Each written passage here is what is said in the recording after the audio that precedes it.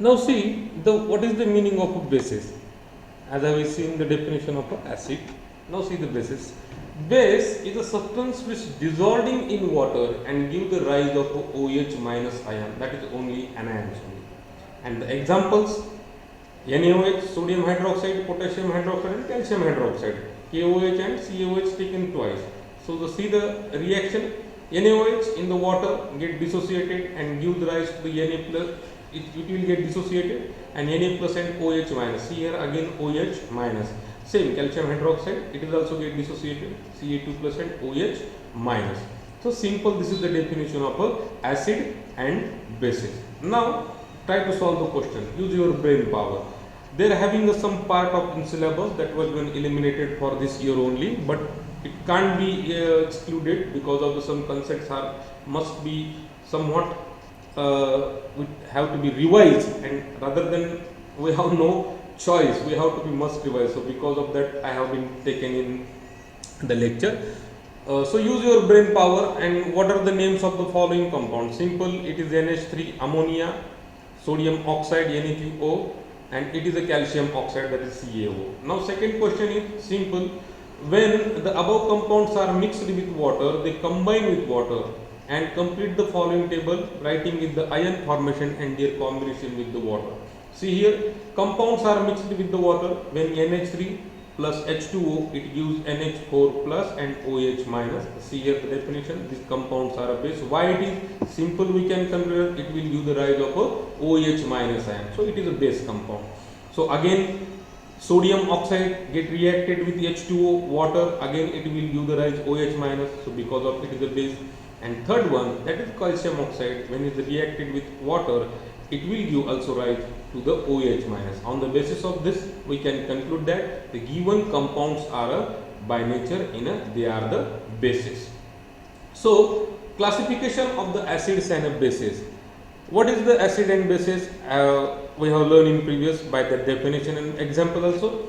So acid and bases are classified into strong acid and weak acid. Strong and weak, these are the two categories. See here, acid, base, strong acid, weak acid, strong base, weak base, and alkali. Actually only strong base or a weak base, but we have given they have specially about the alkali, so I have make a separate column here. मी त्याला वेगळा एक column बनवला alkali साठी. आता त्या सुद्धा त्याच्यामध्ये दोन भाग पडतात, स्ट्रॉंग अल्कली आणि वीक अल्कली. पण alkali it is the base, लक्षात घ्या. सो आता स्ट्रॉंग ऍसिड आणि वीक ऍसिड काय म्हणतात, तर the acids and bases are classified into strong and weak types based on the extent to which they dissociate in their aqueous solution. Acid आणि bases यांचं वर्गीकरण म्हणजे ते तीव्र आम्ल आणि तीव्र आम्लारी, सौम्य आम्ल आणि सौम्य आम्लारी ही कशावर त्यांचं वर्गीकरण करतात, dissociate and give the extent rise of ions in aqueous solution. ज्यावेळेस तुम्ही त्यांना पाण्यात टाकतात आणि H प्लस आणि OH मायनस आयनचं प्रमाण किती ते देतात त्याच्यावर त्यांचा स्ट्रॉंग आणि वीकनेसपणा हा ठरलेला असतो. Now see the definition of a strong acid. Simply I have been highlighted this most important word, and that word is differentiate between strong and acid. On dissolving of the water, some substances I have taken and dissolved in the water, and it will get almost completely dissociated and give the rise H plus ions, then it is called as a strong acid. Below that we can see the examples of this, that is HCl, HBr, HNO3 and H2SO4. Now weak acid, on the dissolving in the water, the weak acid not completely dissociated and it will give some very few amount of H plus ion, but by nature it is an acid, so it is a very weak acid, H2CO3, CH3COOH, that was an acetic acid. So these are the examples of a weak acid. Simple here, strong acid dissociate almost completely, weak acid not dissociate completely and it will give very few H plus ions. So because of that, that was a weak acid. Now see the bases. On the dissolving in the water, these bases almost completely and give the most and rise of more and more H plus ion. So it is strong acid, NaOH, KOH, calcium hydroxide. So these are the examples of a strong bases. Weak bases, same definition here, they are not completely dissociate and because of that they are the weak bases. And alkali, the bases, so these are the bases which are highly soluble in water. If you put a NaOH in the water, it will completely get soluble in the water. So that was an alkali. Some bases are not completely dissolved into water, so they are only bases. Just they are dissolved in a very few amount, so that was an basis. But in alkali, that were completely and highly soluble. So because of that, called as alkali. That is the strong alkali is sodium hydroxide and potassium hydroxide, and weak alkali is the NH3. So these are the types of the classification of acid and bases. How many types? Acid having a 2, strong acid and a weak acid, and base having a 2, strong base and weak base. If you mesmerize right about the तुम्ही लक्षात ठेवू शकलात तर alkali बद्दल strong alkali आणि weak alkali example तेच आहेत बघा. स्ट्रॉंग अल्कली जे स्ट्रॉंग बेस आहे ती स्ट्रॉंग अल्कली आहे. Same as example is here. So these are the classification of the acid and the bases. Now basicity and acidicity of a compound. Now see the complete table and check it out first of all. Complete the following table of the acids and number of ion. You can count the number of H plus ion obtained from one molecule. These are the acid HCl, HNO3, H2SO4, H2CO3, H3BO3, H3PO4 and CH3COOH. Now you can see here the giving of here is the 1H plus ion, 1H plus ion, 2H plus ion, 2H plus ion, here is a 3H plus ion, see here also 3H plus ion, and here is the 1H plus ion. So if these compound formation of ion is 1, that was a monobasic. Basicity कशी यांची mono. Mono म्हणजे एक. Ion किती भेटला? एक, म्हणून त्याला एक. बघा, the number of H plus ion obtained by the dissociation of one molecule of an acid it's called as a basicity. इथे किती भेटला? 1, म्हणून मोनो. इथे किती? 2, 2 म्हणजे डाय. सो इथे डाय H2SO4 is a dibasicity. So tribasicity and monobasicity. So simple definition of a basicity and basicity of acid. How can you calculate the basicity of acid? H plus ion obtained from the dissociation. Now answer is the monobasic HCl. Among these acids, HCl and HNO3 are the monobasic, H2SO4 and H2CO3 are the dibasic, H3BO3 and H3PO3 are the tribasic. And sorry, here I remain to write here CH3COOH about the monobasic, and it is weak acid. Now see the bases.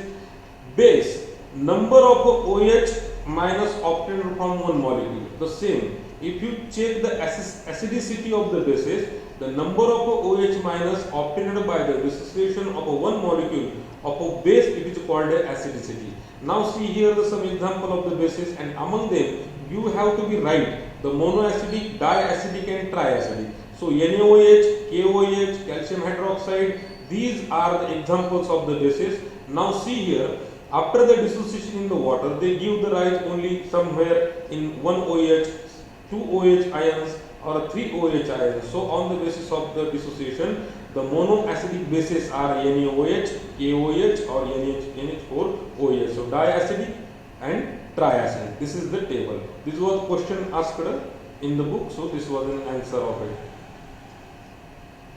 Now see here, I have to remind one concept to you: solute, solvent and solution.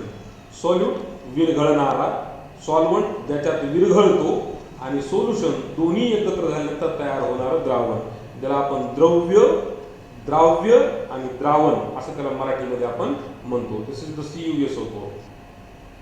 Now how can we check the concentration of a acid and basis, म्हणजे आम्लाची आणि आम्लारीची तीव्रता आपण नेमकी कशी मोजणार. आता हे सिंपल उदाहरण त्यांनी दिले, पण आपल्या डे टू डे लाईफ मध्ये पण आपण कॉन्सन्ट्रेशन ऑफ ऍसिड अँड म्हणजे कॉन्सन्ट्रेशन ऑफ डिफरंट सबस्टन्स आपण पाहतो. समजा घरी उन्हाळ्याचे दिवस आहेत आणि समजा असं पकडा की तुमच्याकडे एकच लिंबू आहे आणि तुम्ही एक लिंबू एक सरबत करून घेतात एक ग्लासात, आणि अचानक तुमचे 2-3 मित्र आले, तर तुम्हाला काय वाटावं लागेल. समजा तुम्ही एकच असतात आणि तुम्ही तिथं लिंबू सरबत पिलं असतं, तर समजा दुसरं लिंबू नाही असं गृहीत पकडा, हे फक्त गृहीतच पकडा, नाही तर तुम्ही म्हणताल की दुसरे सर 2 लिंबू टाकतो. तसं नाही, एकच लिंबू आहे, दुसरं नाहीच आहे, आणि मग त्यात तुम्हाला पाणी ओतावं लागलं. मग समजा एकच लिंबू असतं आणि तुम्ही एकट्याने जर लिंबू सरबत पिलं असतं तर ते एकदम टेस्टी लागलं असतं आणि त्याचं कॉन्सन्ट्रेशन असतं.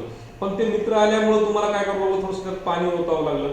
पाणी ओतल्यामुळे काय झालं की लिंबाचं कॉन्सन्ट्रेशन कमी झालं, पण पाण्याचं प्रमाण काय झालं, वाढलं. सो दॅट लिंबू सरबत गेट डायल्युटेड. ते काय झालं, डायल्यूट झालं. So that is the concentration, तीव्रता. बघा न याच्यात त्यांनी एक्झॅक्टली प्रयोग तोच आहे, त्याच्यासारखाच थोडासारखा आहे, तर तो नीट प्रदर्शन घ्या. एक काय केलं आपण की एक लिंबू घेतलं, त्याला इक्वल पार्टमध्ये कट केलं आणि कट केल्याच्या नंतर हे 10 ml पाणी आहे आणि 20 ml पाणी आहे. आता ह्याच्यामध्ये आपण लिंबू टाकलं तितकंच आणि ह्याच्यामध्ये टाकलं, समजा आपण पकडू की 2 चमचे, अर्ध लिंबू याच्यात टाकलं, अर्ध लिंबू याच्यात टाकलं, तर याचीही तुम्ही नंतर चव घ्या आणि याची चव घ्या. तर तुम्हाला जास्त आंबट कोणतं लागेल, साहजिकच एच लागणार. कशामुळे लागणार, कारण की तिथं जे सॉल्वंट आहे त्याचं प्रमाण कमी आहे आणि कॉन्सन्ट्रेशनचं प्रमाण कसं आहे, जास्त आहे. इथं सॉल्वंट कसं आहे, जास्त आहे आणि प्रमाण सोल्यूटचं कसं आहे, तितकंच आहे, पण इथं वाढलेलं आहे, म्हणून ते जे तयार होणारं सोल्युशन कसं आहे, डायल्यूट आहे. आता प्रश्न त्यांनी तेच झालंय, is there any difference in a taste of a solution in a two beaker. Definitely there having a taste. त्याच्यात ज्यूस कमी जास्त सॉल्वंटचं प्रमाण कमी जास्त असल्यामुळे तुम्हाला तिथे काय होणार की त्या सोल्युशनची चव जी आहे तुम्हाला ती थोडीशी वेगवेगळी. व्हॉट इज द डिफरन्स, काय फरक आहे. The quantity of a lemon juice is the same in a both solution. टाकलेला लिंबाचा रस हा दोन्हीही या बीकरमध्ये सारखाच आहे, तरी परंतु त्यांची चव का वेगळी आली, त्याच्यामध्ये असलेलं पाणी, त्याच्यामध्ये काय असलेलं जे सॉल्वंट होतं ते पाणी कसं आहे त्याचं प्रमाण डिफरन्स होतं, म्हणून. म्हणजे हे कॉन्सन्ट्रेटेड आहे आणि हे डायल्यूट आहे. म्हणून आपण आता हे झालं जनरल बोली भाषेमध्ये आपण बोलू शकतो, पण त्याचं काही सायंटिफिक प्रमाण आहे का, तर यस डेफिनेटली आहे, आपण ते बघणार पण आहोत. सो हे झालं त्याचं एक उदाहरण. वाय इज इट सो, आता तोच प्रश्न त्यांनी विचारलाय. Although the quantity of a solute is the same both in a solution but quantity of a solvent is a different. जसं तुम्हाला मी आता सांगितलं, सोल्यूटचं प्रमाण सारखं आहे पण सॉल्वंटचं कसं आहे, different. And the ratio is larger than solution. बाकी त्यांनी तेच सांगितलं, because of that the taste is more so of a beaker A and rather than beaker B. So proportion is the most important. आता याचंच प्रमाण nature सुद्धा काय करतो माहितीये का, की ह्या कॉन्सन्ट्रेशन जे असतं ह्या ऍसिड्स आणि बेसिसचं, हे नेमकं कसं मेंटेन करतो बघा.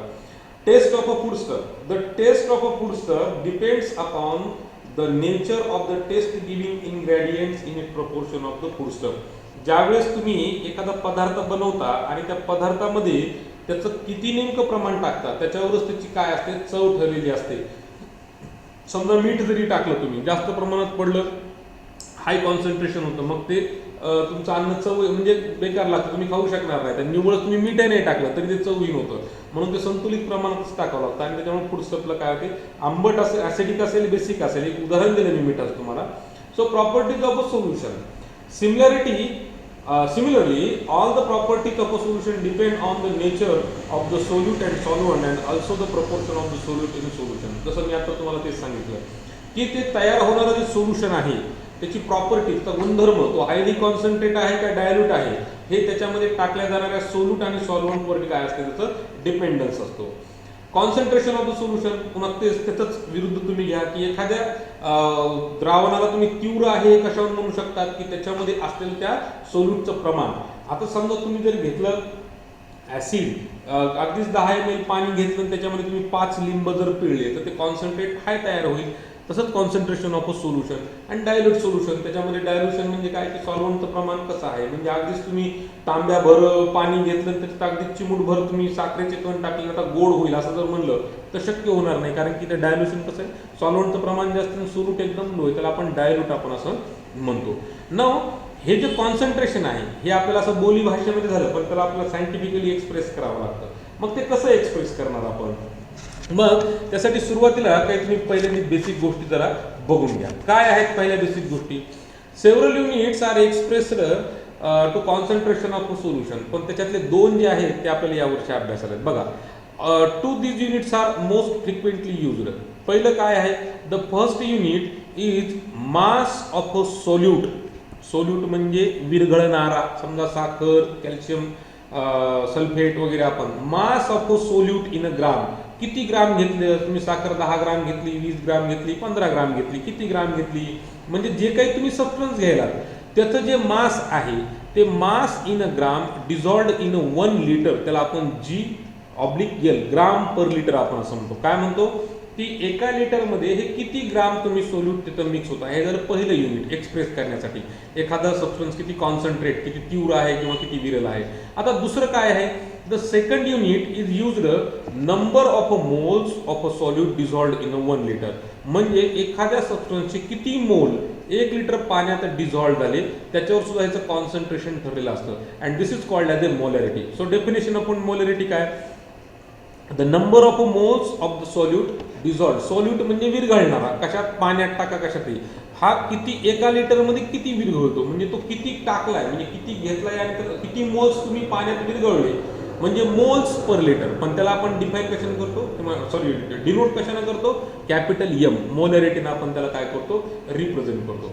The molarity of a solute is indicated by writing it's molecular formula inside the square bracket. See here, he this is the square bracket. NaCl, me NaCl म्हणजे समजा मला 1 मोल NaCl घेतलं, मी 1 लिटर पाण्यात टाकलं. आता हे 1 मोल शब्द जरा थोडंसं तुम्हाला ऐकायला नवीन वाटत असेल. आपण 1 ग्राम, 1 किलो वगैरे असं आपण ऐकलं, तसं 1 मोल असतं. हे सायंटिफिक मेजरमेंट आहे. सो 1 मोल means molarity of this solution common salt is 1 मोल. आता इथं उदाहरण आपण खाली बघणार आहोत, एक डायग्राम पण बघणार आहोत. आता इथं बघा की मी NaCl मीठ घेतलेलं आहे, त्याचं मॉलिक्युलर मास किती आहे, 58.5, 58.5 U. जोपर्यंत मी युनिट उच्चारत नाही तोपर्यंत तुम्हाला त्याचं हे होत नाही. मॉलिक्युलर मास हे यू मध्ये एक्सप्रेस करतात, हे see here you. So 58.U and this how much taken, we have taken 117 gram, म्हणजे 2 मोल आहे. आता ज्यावेळेस 2 मोल तुम्ही घेतात, घेतल्याच्या नंतर ते तुम्ही 2 लिटर पाण्यात टाकले. किती पाण्यात टाकलं, 2 लिटर पाण्यात टाकलं, तर कॉन्सन्ट्रेशन ऑफ अ सोल्युशन काय झालं, 58.5 ग्रॅम पर लिटर. आणि त्याची मोलॅरिटी किती झाली, 1 मोल इतकी झाली. आता समजा तुम्ही 117च्या भागिले 1 म्हणजे तुम्ही निम्मच घेतलं आणि तिथं 1 मोल होईल आणि तिथं 1 लिटर घेतलं, तर उत्तर सुद्धा काय येईल, ते हेच येईल. तसंच तुम्हाला HClचं पाहायला मिळेल.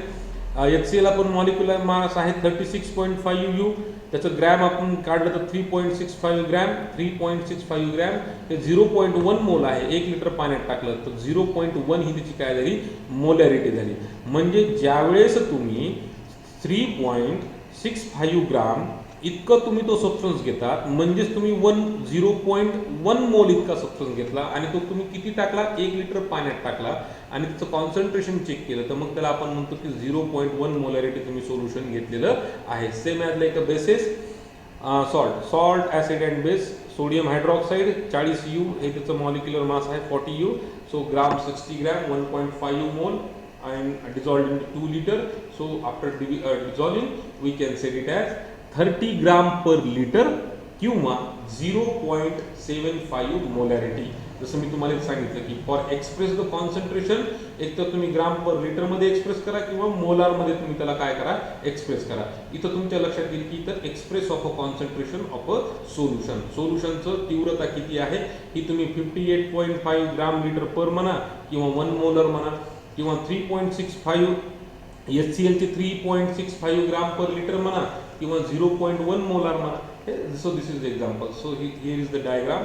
1 mole of NaCl 58.5 gram when dissolved in water, add water, and हे तयार झाले जे सोल्युशन आहे, मी ते मुद्दामून हे पहिलं उदाहरण घेतलं.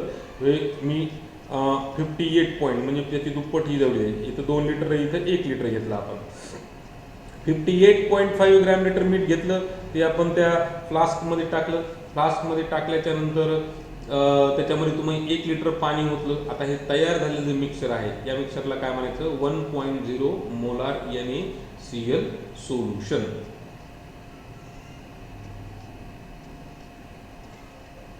Now the next point is pH of a solution.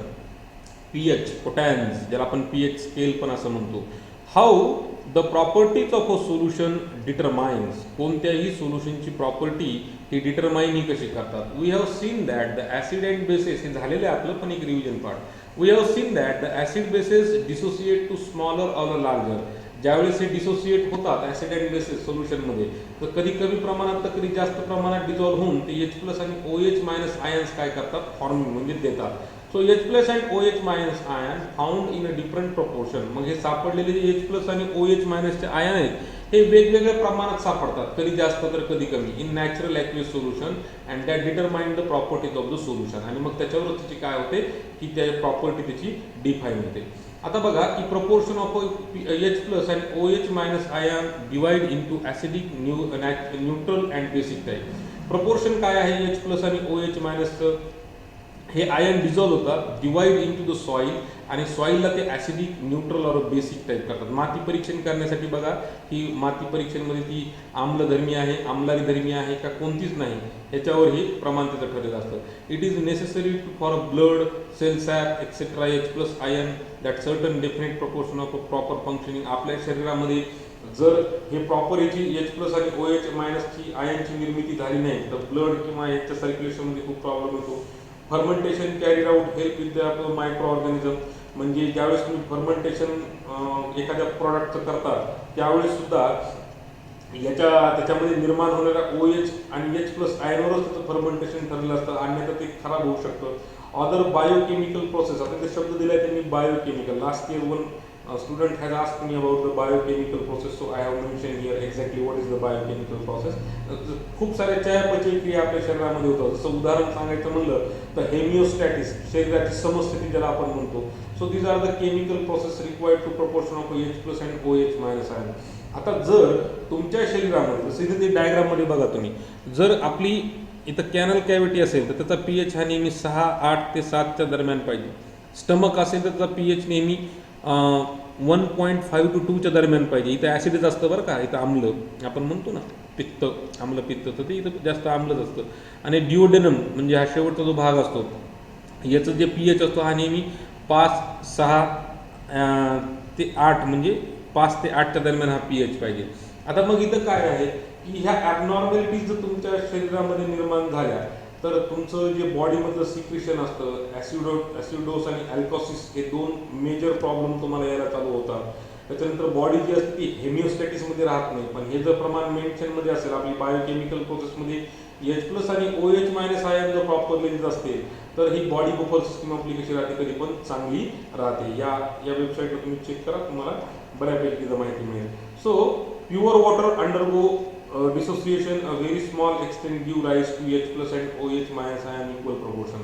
आता प्युअर वॉटर तर जर तुम्ही डिसोसिएशन करायला गेला तर ते इक्वल अमाऊंटमध्ये तुम्हाला H प्लस आणि OH मायनस आयन देतं. मग इक्वल अमाऊंटमध्ये H प्लस आणि OH मायनस आयन दिलं तर मग त्याला ॲसिड म्हणायचं का बेस म्हणायचं? तर प्युअर वॉटर हे न्यूट्रल असतं, म्हणून आपण त्याला न्यूट्रलमध्ये टाकतो. Due to this property water undergoes dissociation. There is the existence of both H plus and OH minus ion in aqueous solution.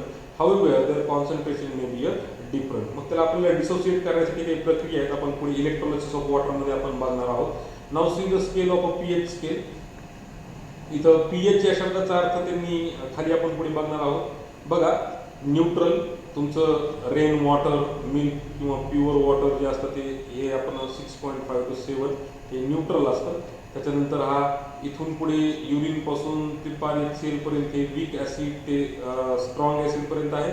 आणि प्युअर वॉटर शुगर सोल्युशनपासून ते वीक बेसिस ते स्ट्रॉंग बेसिसपर्यंत तुम्हाला इथं पाहायला मिळेल. स्केल असतो pH स्केल 0, 1, 2, 3, म्हणजे 0 ते 14 असा त्यांचा स्केल असतो. म्हणजे त्याच्यामध्ये तुम्हाला इथं 0 म्हणजे पोटॅशियम व हायड्रोजन ही खूप प्रमाणामध्ये तुम्हाला ते सापडतं.